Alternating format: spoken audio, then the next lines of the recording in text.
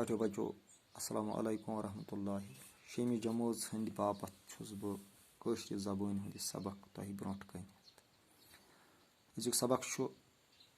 कशर किताब हुंद आफसन हुंद मुकाबला आफसन हुंद मुकाबला बह पर गो लफ्ज अत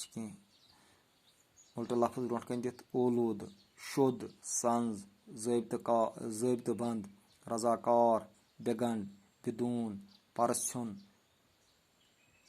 षठ वातुर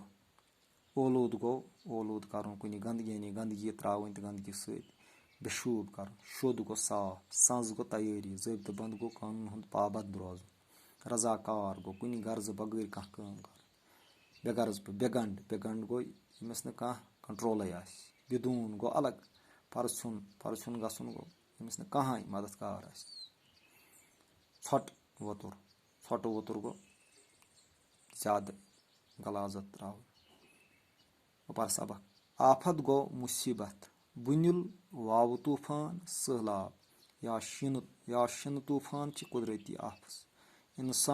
इंसान पान ते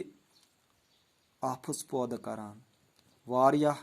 षठ षठ तो पॉलिथीन दारित दिन सत या जालन सत माहौल ओलूद सपदान हवा छुन हेकान ताज़ तो शुद्ध रोजित बाजे इंसान पान वन जंग करान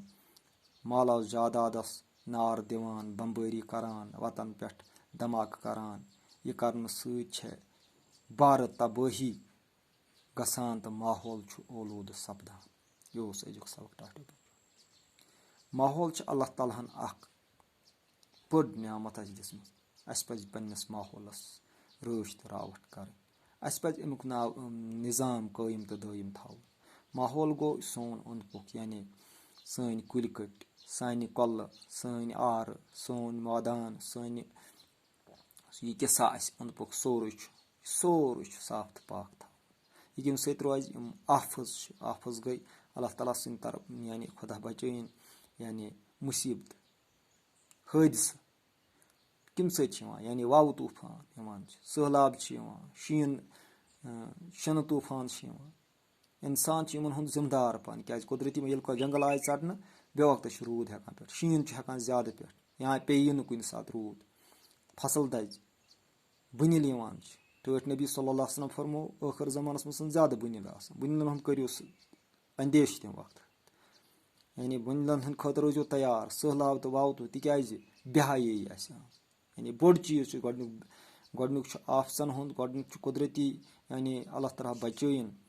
दुनिया मज अजाबन हूँ सजहुक बुनियाद बेहाई इंसान बन बेहाया इंसान डल असल वत नश इंसानस मज ग खुदा सुंद खौफ खत्म यम सब इन सहलाबन हूँ इंसानस सामनो पे कर टाटो बचो यह अजुक सबक उम्मीद कि तुम परनस सत दियो लेखनस कुन तवज्जो पन पान बचो बुर कामो नश पन पान बनो सही इंसान वसलाम।